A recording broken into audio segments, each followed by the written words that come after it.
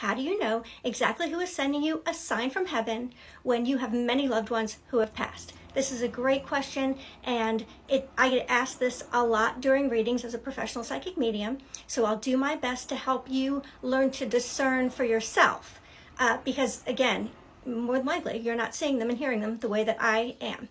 So for me, before I even became a psychic or medium, I would know intuitively or instinctively who might be there if perhaps the lights started getting a little weird, or my dog was acting strange, and I could sense that someone was there in spirit, but I could, again, not yet see them or hear them. I'll give you an example. It used to be my grandfather. My mother had dementia. She was living with me, and I would sense someone was there. I immediately knew that it was my grandfather. Now, I had several other relatives that had passed, but how did I know it was him? Because of his energy. Any psychic or medium is simply reading energy. We walk into a room, we're reading the energy of the living. When we're giving them information about the future, we're reading the energy of the deceased when we are giving you messages. So you don't need to be able to see this in order to read or feel someone's energy. And the way that I was able to know that it was my grandfather was that I'm familiar. I grew up with him. He didn't pass till I was in my 40s, so I knew his energy. I could sense him without seeing him. So my answer to this is stop what you're doing when you feel you've received a sign or you've asked for a sign.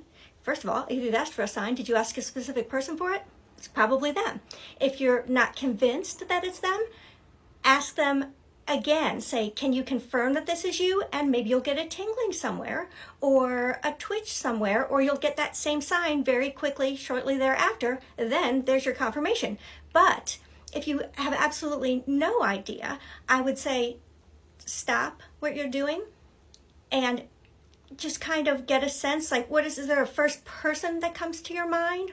If you weren't thinking about someone, do you stop and think about someone, see them in your mind's eye? Chances are that's the person. Trust your intuition.